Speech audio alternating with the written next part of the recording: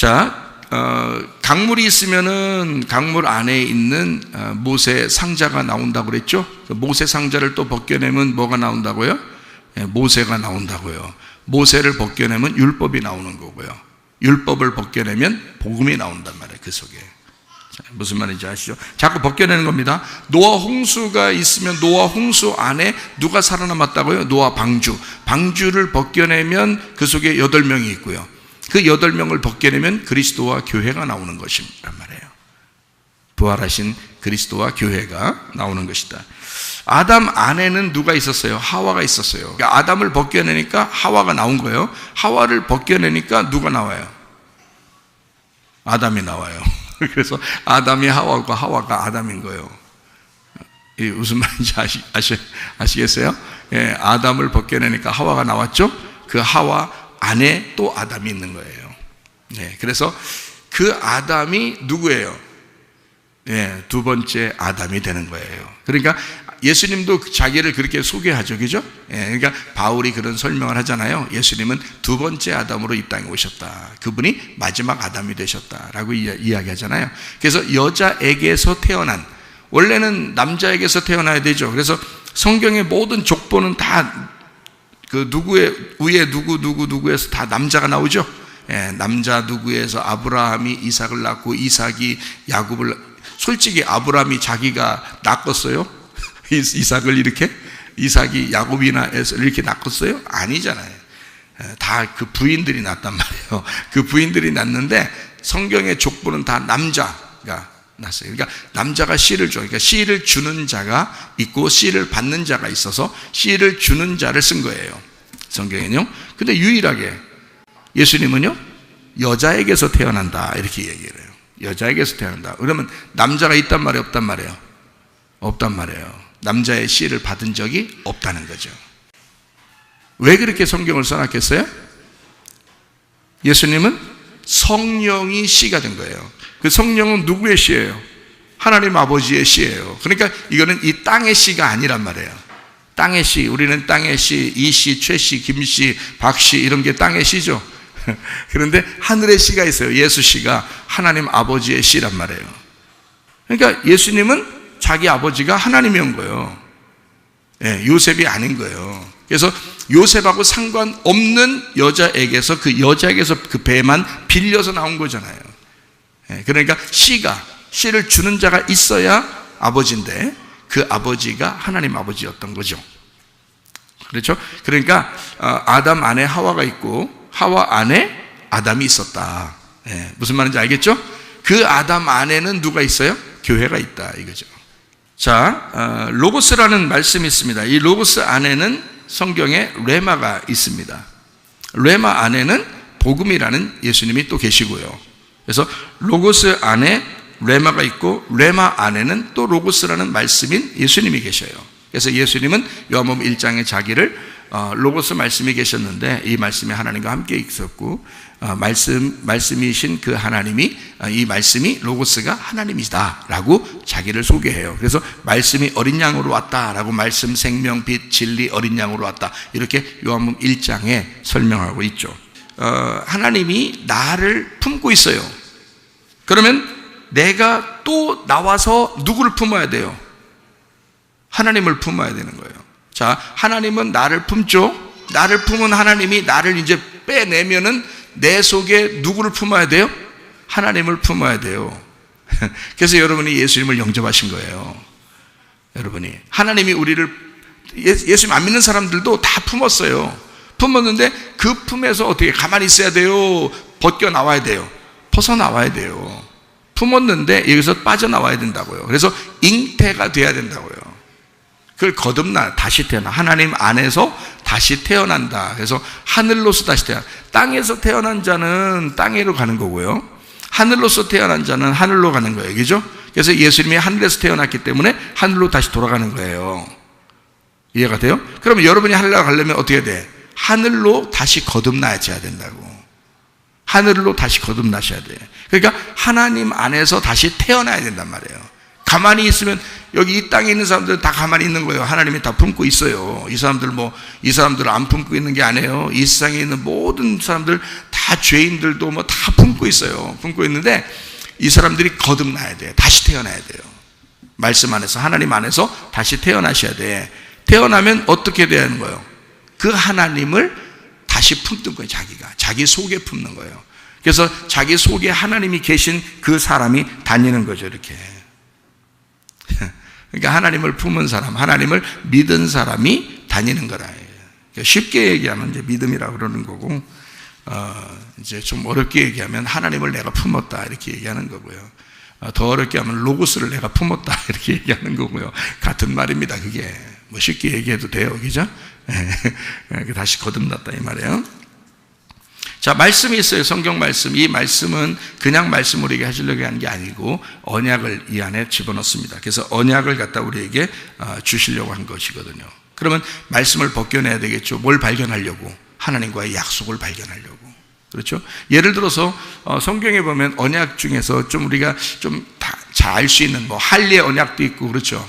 그게 이제 침례로 나오는 건데요. 그 할례 언약도 있는데 어떤 언약이 이제 구약에 이제 나오냐면 노아 홍수 때 이제 다 홍수가 끝나고서 비가 이제 다 끝나니까 이제 하나님이 뭐하고 뭘 다 보여주면서 언약을 했잖아요. 예, 이거 무지개 언약이라고 그러죠. 그죠? 예, 무지개 언약. 그러면은 무지개 언약이면 잘 생각해요. 구름 이렇게 있고요. 성경에 보니까 구름 속에다가 무지개를 집어넣었다 그랬거든요. 예, 무지개 속에 구름 있는 거 아니죠? 예, 구름 속에다가 무지개를 넣었다 그렇게 이야기했잖아요. 성경. 그러니까 그거를 언약이라고 그러는데요. 구름은 뭐를 만들어내는 걸 구름이라고 그래요? 비를 만들어내는 걸 구름이라고 그래요. 그러니까 구름이라고 하는 것은 보여요, 안 보여요? 보이잖아요. 구름 못 봤어요? 여름에 구름 많은데. 예. 구름은 보여요. 그럼 그 속에 무지개가 있어요, 없어요? 다 있어요. 구름 속에는 무지개가 있는 거야, 그러니까. 근데 평상시에 보여요, 안 보여요? 안 보이잖아요. 근데 무지개가 속에 있어요, 없어요? 있어요. 아니, 여러분이 평상시에 못 본다고 해서 비 안 오는데 뭐가 무지개가 있냐고 못 봤다고 이렇게 한다. 여러분이 못 봤다고 해서 없는 건 아니에요. 구름 속에 다 있다고 무지개가 있는데 언제 보이는 거예요? 예, 비가 내린 다음에 보이게 돼 있는 거예요. 그러니까 비라는 게 뭐예요? 설교하는 거예요. 여러분에게 설교하는 거야. 설교를 해서 이 구름 속에서 비가 나오잖아요. 비가 떨어지면 그 후에 여러분이 깨닫게 되는 거예요. 이 무지개를. 이 언약이 그 속에 보이는 거예요. 그러니까 말씀 속에 언약이 숨어 있었는데 말씀을 여러분이 듣고 여러분에게 말씀이 쏟아질 때 이게 보이기 시작하는 거예요. 그러니까 무지개는 안 보이는 거예요. 구름은 보이는 거고요. 여러분이 저를 보고 있지만 내 속에 말씀이라는 무지개 언약을 안 보이잖아요. 어떻게 할 때 보여요? 비가 내릴 때 보인다고. 이해가 되겠어요? 네. 그러니까 노아 홍수는 꼭 필요한 거예요? 안 필요한 거예요? 꼭 필요한 거예요. 그 홍수가 내리고 나니까 무지개 언약을 하시는 거예요. 그게 안 내리면 무지개 언약이 없는 거예요. 그러니까 언약의 말씀을 발견하려고 사실은 구름이 있었던 거고요. 그 구름은 비를 만들어내기 위해서 있었던 거예요. 그러니까 구름은 보이지만 언약은 안 보여요. 그러니까 이 말씀도 똑같아요. 이 말씀도요. 말씀은 이 보이는데, 이 성경은 보이는데 이 속에 언약의 말씀이 안 보인다고요. 이게 안 깨달아진다고 잘. 읽은다고 깨달아지는 게 아니라고요. 그래서 이거는 설교를 많이 들으셔야 돼. 비가 온 후에 무지개가 뜨는 것이 보여요. 자, 이 땅 안에, 우리 땅 안에 하늘이 있어요. 그럼 또 하늘 안에는 뭐가 있어요? 땅이 있어요. 그러니까 땅 안에 하늘이 있고 하늘 안에 또 땅이 있어요. 그래서 하나님 나라를 이렇게 잘 설명하는 게 요한계시록인데, 요한계시록 21장, 22장에 보면 새 하늘과 새 땅이 나오죠. 예, 새 하늘과 새 땅이 하나였던 거요, 둘이었던 거요? 하나였던 거예요. 그래서 새 하늘이 새 땅이고 새 땅이 새 하늘인 거예요. 이게 창세기 1장 1절에도 나와요. 태초에 하나님이 천지를 창조하시니라. 하늘과 땅, 그러니까 하늘 그리고 땅인데, 하늘과 땅인데요, 하늘과 땅이 땅과 하늘이에요. 하늘과 땅, 땅과 하늘, 이렇게 이게 두 개가 하늘이 땅이고 땅이 하늘인 것을 만들었다, 이런 말이에요. 그게 하나가 되었다. 이게 하나님의 창조거든요. 처음 하늘과 땅이 하나 된, 완성된 거란 말이에요. 그거를 창세기 1장 1절에 써놓고 성경이 이제 이루어지는 거예요.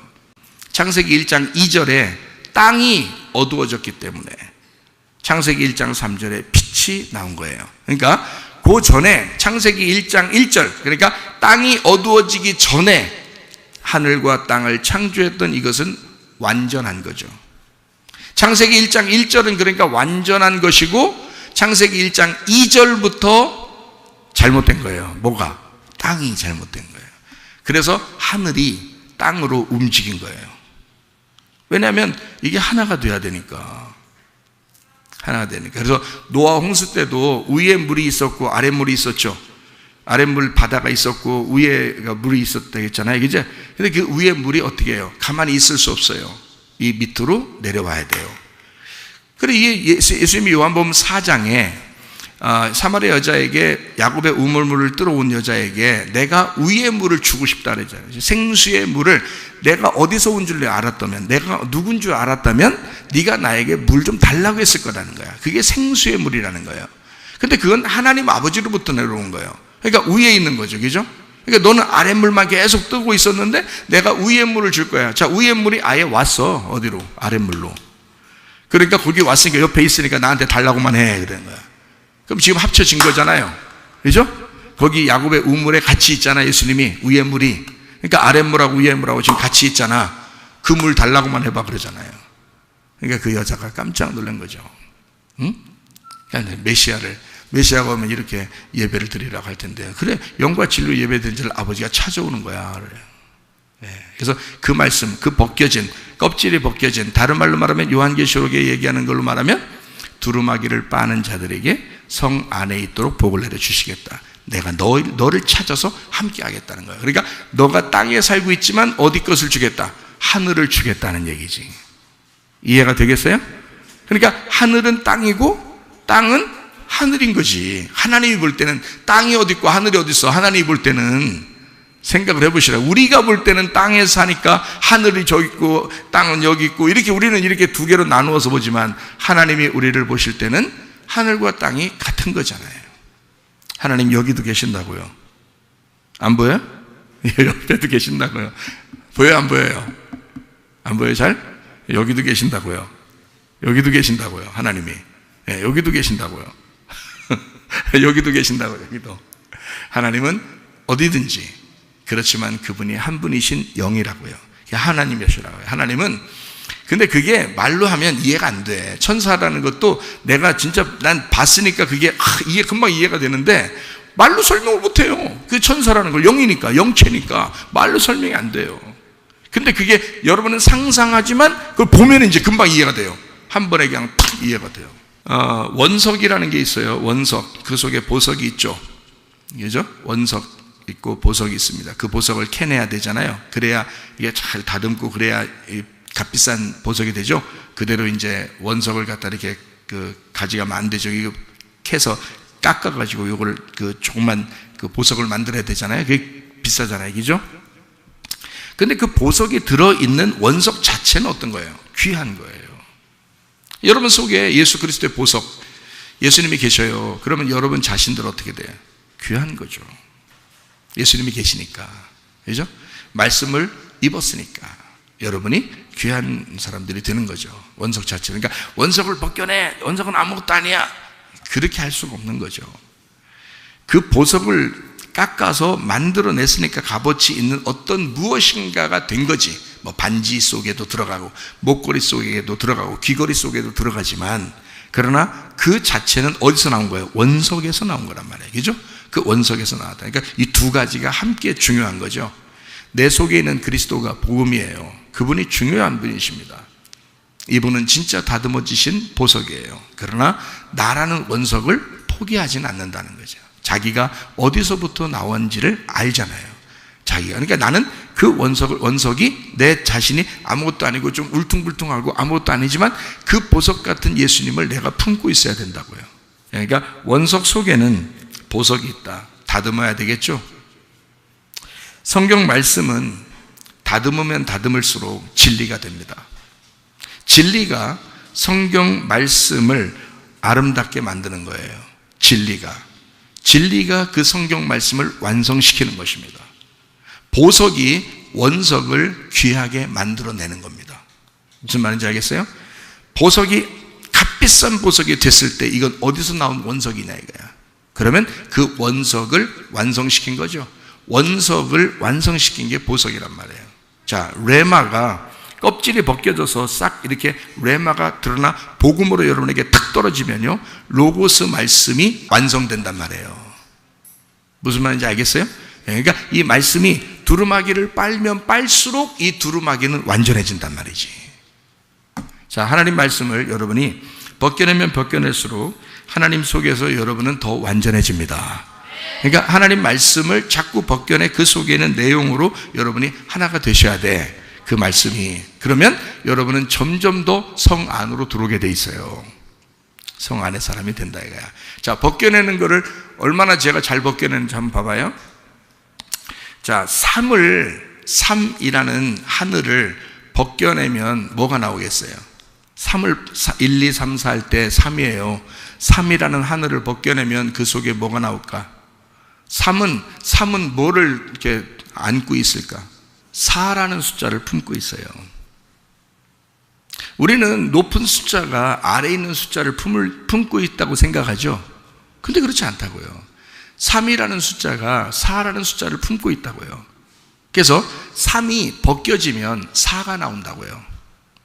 그래서 우리는 거꾸로 우리는 4가 더 높다라고 생각하지만 그렇지 않아요. 3에서 4가 나온 거예요. 그러면 둘은 뭐에서 나온 걸까요? 둘은 하나에서 나온 거겠죠. 당연하죠. 그러면 여러분과 제가 어디서 나온 거예요? 하나이신 하나님에게서 나온 거예요. 우리는 하나님이 없이는 아무것도 존재할 수가 없었어요. 그냥 하나님 안에 있었던 우리들이 나온 거예요. 무슨 말인지 아시겠어요? 그러니까 일을 품고 있었던 거예요. 무슨 말인지 알겠죠?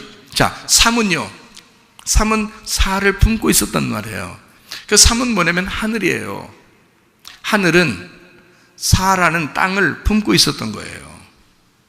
그래서 하늘과 땅이 같은 거였는데 이 3을 벗겨내니까 4가 나타나. 그 4라는 것은 하늘이 땅을 너무 사랑하기 때문에 이 땅을 품고 있었던 자기니까 이 땅이 하늘 속에 있었잖아요. 그러니까 이 하늘은 땅을 품고 있었기 때문에 땅이 너무 사랑스러운 거예요. 그래서 이 땅을 구원할 수밖에 없죠. 근데 이 땅을 뭐라고 그래요? 사라 그러죠. 그래서 성경에 성막이나 성전이나 땅인 밭이나 나를 숫자 4로 네 모퉁이로 만든다고요. 성막도 네 모퉁이로 만든다고, 성전도 네 모퉁이로 만든다고요. 밭이라고 하는 밭도 네 모퉁이로 만들고 나도 네 모퉁이로 만드는 땅이 된다고. 내 마음이 땅이라고요. 그럼 하나님은 나를, 내 마음을 품고 있었던 거지. 나를 품고 있었던 거야. 자, 내가 나왔어요. 그러니까 내 속에서, 나의 마음에서 뭐가 열려야 돼? 하늘의 3의 씨가 여기서 맺혀져야 돼. 열매를 여기서 맺어야 된단 말이야. 이 땅에서. 무슨 말인지 알겠어요? 자, 하늘이라는 하나님의 열매를, 그 씨를 받아서 내가 땅에서 열매를 맺어야 된다고. 어떤 열매? 하늘의 열매를 여기서 맺어야 된단 말이에요. 마음에서. 자, 무슨 말인지 알겠죠? 자, 또 육 안에는 뭐가 있을까요? 6 안에는 7이 있어요. 이제 아시게 3 안에는 4가 있으니까 6 안에는 이제 7이 있는 거죠, 뭐. 그 6이라는 세상이라는, 그래서 6을 계속 6으로 계속 살면 안 되는 거예요. 그래서 성경은 그래서 이렇게 6으로만 살으라고, 계속 6으로 살으라고 강조하는 게 뭐냐면 짐승이에요. 짐승이 계속 6으로 살아라는 거야. 땅에서 타락한 자, 짐승 같은 자를 6이라고 그래요. 6은. 그래서 뭐 골리앗도 그렇고요, 네피림도 그렇고요, 다 6은요, 이게 거인 같은 이 땅에서 살아보려고 하는 인간을 말하는 거예요. 짐승 같은 인간. 그거를 육이라고 그래요. 한마디로 말하면 사람이라기보다는 짐승에 가까운 거예요. 짐승이에요. 그러니까 성경의 짐승, 땅의 들짐승 중에 뱀이 가장 간교하더라. 그게 육이에요. 그러니까 이 육이라고 하는 건 이 땅에 있는 타락한 짐승을 얘기하는 거란 말이에요. 자, 들짐승을 처음 만들었을 때는 아름다웠겠죠. 그러나 타락한 짐승이 있단 말이에요. 그게 뱀이라고요. 그 중에 가장 지혜롭고 가장 간교했던 게 있어서 그게 뱀이라고요. 그러니까 세상은 그런 사람들로 득실거려요. 그래서 세상 우리가 어떻게 이기겠어요? 비둘기 같은 자가 뱀같이 지혜로운 자들 어떻게 이겨? 비둘기같이 순결한 게 아무리 순결해도요, 뱀이란 지혜를 못 이겨. 그래서 예수님도 그러잖아요. 너희가 뱀같이 지혜롭고 비둘기같이 순결해라. 너희들이 세상을 대하여는 뱀같이 지혜로워야 된다. 간교하게 속이란 얘기가 아니에요.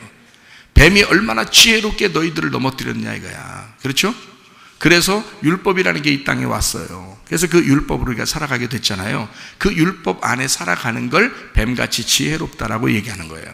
비둘기같이 순결하다는 말은 이 땅에 하나님을 대하여 너희가 비둘기같이 순결하라는 얘기예요. 하나님을 대하여 진리 가운데 성령으로 살아야 된다라는 얘기를 하는 거예요. 비둘기같이 순결하라. 그럼 승리하죠. 성령으로 충만하니까 승리하죠. 자, 이 세상에 짐승 같은 육 안에, 이 육이라는 나 같은 짐승 안에 뭐를 품고 있으면 돼요? 7이라는 어린 양 되신 예수님을 품으면 되는 거예요. 그러니까 사마리아 여자가 남편이 몇 명 있었다고? 6명 있었다고. 가나의 혼인잔치에 항아리가 몇 개 있었다고? 6개가 있었다고. 세상을 말하는 육이에요. 근데 그 육 안에 뭐를 품으면 되는 거야?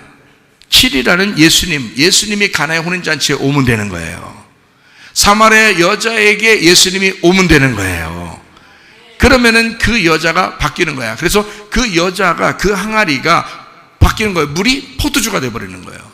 그 여자라는 사마리아 여자가 남편 7번째 남편을 만나니까 7번째 남편이 자기를 위해서 죽는다는 거예요. 음녀라는 자기를 위해서 죽는다는 거야. 그 여자는 옳은 여자가 아니었어요. 늘 혼자 다녔어요. 왕따였습니다. 동네에서도. 그러니까 낮에 물 들어오죠. 햇빛 뜨거운데 왕따입니다. 혼자 사는 사람이에요. 혼자 지내는 여자예요. 사람들을 안 좋아하는 여자예요. 혼자 먹고 혼자 놀고 혼자 지내는 사람이에요. 그렇게 하라고 세상에서 우리한테 가르쳐줘도 그건 성경적인 게 아닙니다. 성경에서는 우리 보고 함께 먹고 함께 놀으라고 그러죠. 네. 근데 그 여자는 혼자 노는 사람이었어요. 혼자 먹는 사람이었어요. 그렇게 다녔어요. 근데 예수님을 만난 거예요. 예수님 만나서 그 마음 안에 예수님 품으니까 그 예수님이 너라는 육을 위해서 죽으시러 오신 예수님임을, 안식을 주시러 오신 예수님임을 아는 거예요. 이 속에 육이라는 자기가 예수님을 품었어요. 그래서 육을 벗겨내니까 누가 나왔다는 걸 알았어요? 예수님이 자기를 위해서 오셨다는 사실을 알았어요. 7이라고 하는 예수님, 죽으시는 예수님, 어린 양 되신 예수님, 십자가 지시는 예수님을 알았어요. 예수님은 이 음녀 같은 우리 죄인들을 위해서 십자가 지시러 오신 거죠.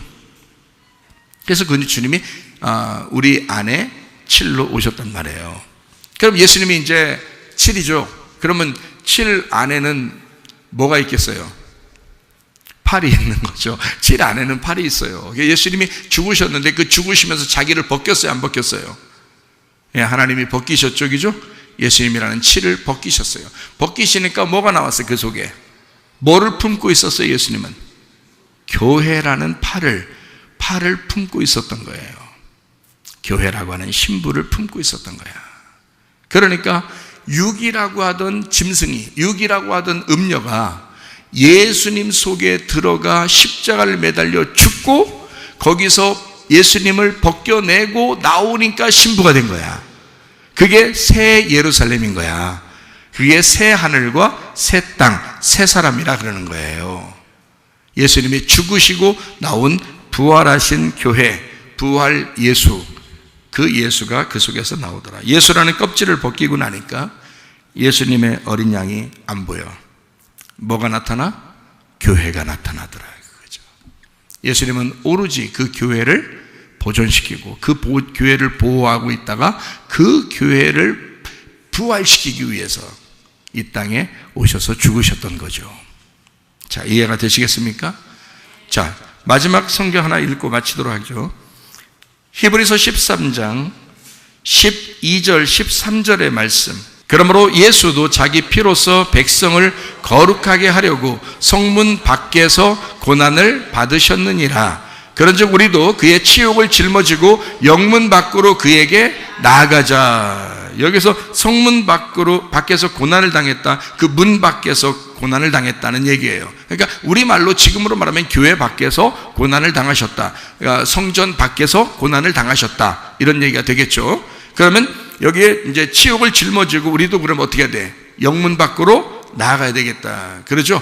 그럼 영문 밖으로 나아가자. 그 말은 교회 밖으로 나아가자 이런 말이거든요. 우리말로 말하면, 그죠? 성전 밖으로 나아가자. 성막이라는, 성막은 그 전투 대형으로 이렇게 이루어졌다 그랬죠? 전투 대형으로 해서 법궤를 보호하기 위해서 성막을 치고 그 성막의 안과 밖으로 전투 대형으로 이렇게 동서남북으로 딱 진치고 있다 그랬죠? 전투 대형입니다. 그게요. 이스라엘 백성들을 이스라엘을 하나님의 군대라 그러죠. 그래서 이스라엘을 애굽에서 그 탈출시킬 때, 나올 때요, 출애굽할 때 하나님의 군대가 나온다 그러죠. 그게 전투 대형입니다. 그래서 성막을, 법궤를 보호하기 위해서 전투 대형을 하는 그 성 안과 그 밖을 얘기하는 거예요. 그래서 영문 밖으로 나가자 하는 얘기는 그 밖으로 얘기하는 거예요. 그 안으로는, 그 안에 있는 건 교회 안에죠. 우리말로 말하면 성전 안을 얘기하죠. 성막 안에. 근데 밖으로 나가니까 성막 밖으로 나가자 이렇게 얘기하는 얘기죠. 성전 밖에 그 전투 대형으로 돼 있다면 그 밖으로 나가자 그러면 이게 거기가 위험해요, 안 위험한데요? 위험한데요. 여러분, 지금 우리가 교회 안에 있으니까 그렇지 교회 밖으로 벗어나면 위험합니다. 예? 지금 그런 시대예요. 그렇게 위험합니다. 밖으로 나가면 위험합니다. 근데 여러분과 제가 밖으로 나가야 되겠어요? 안 나가야 되겠어요? 우리 분명히 여기 지금 히브리서 13장 13절에 뭐라고 되어 있어요? 우리도 그의 치욕을 짊어지고 영문 밖으로 전투 대형으로 되어 있는 전투 대형 안에 있으면 보호를 받는데 그 밖으로 나가자는 거예요. 그럼 어떻게 하라는 거예요? 밖으로 나가서 죽으라는 거죠. 예수님도 영문 밖으로 나가서 죽으셨잖아요. 그죠? 예. 성문 밖으로 나가서 고난을 당하셨어요. 마찬가지로 여러분도 그 영문 밖으로 나가서 죽으라는 거예요. 우리 보고.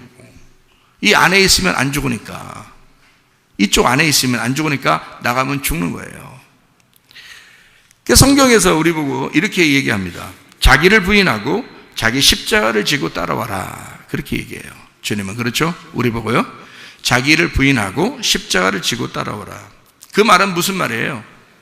너희가 빛으로서, 너희가 빛이 되면, 빛이 안 됐으면 어둠이고 빛이 됐으면 어둠을 품고 나가라. 그 말이겠죠? 어둠은 빛을 품을 수가 없으니까, 빛은 어둠을 품을 수 있으니까 너희가 밖으로 나갈 때 그 어둠을 품어줘라. 그 말이거든요. 너라는 의로움을 거절해라. 네가 여기 교회 안에만 있으면 너는 무조건 의로운 사람이고 괜찮은 사람이야. 여기 너라는 의로움을 그렇게 드러내고 싶어서 교회 안에만 있는 그런 사람이 아니고, 의로움이라고 하는 너라는 의로움을 좀 거절하라 이거야. 그게 너를 부인하라는 거야. 자기를 부인하고 이 말이에요. 너 그렇게 의롭다고 그렇게 인정받고 싶으냐? 너 이미 빛이라면 의로운 거야. 너의 의로움이 아니잖아. 주님이 오셨잖아. 그래서 의로움이잖아. 이제 의롭다는 말이야. 그러면 그 의로움이 있는 사람은 너라는 의로움을 그대로 이 안에서 계속 간직하려고 하지 마라. 그 말이에요. 그 말은 뭐예요? 너의 의로움, 너의 빛을 예수님이 지신 고난의 십자가를 지기 위해서 나가야 된다는 거야. 그러니까 여러분, 고난이라는 게 앞으로 올 것 같아요? 안 올 것 같아요? 옵니다. 그리스도인은 고난받기 위해서 살아가는 사람들이에요. 그런 고통과 고난이 있기 때문에 그거를 각오하고 살아야 되는 사람들이에요. 어떤 면에서 어떨 때는 편하게 해줄 때가 있죠. 편하게 살 때도 있었죠, 그리스도인들이. 그러나 어떨 때는 고난이 올 때도 있다고요. 그럴 때 우리는 그 고난을 기꺼이 영문 밖에서 그 고난을 짊어지고 주님을 따라가야 하는 십자가를 지고 따라가야 하는 사람들이란 말이에요. 자, 우리 자신들을 거절하고 주님을 따라가시기를 바랍니다.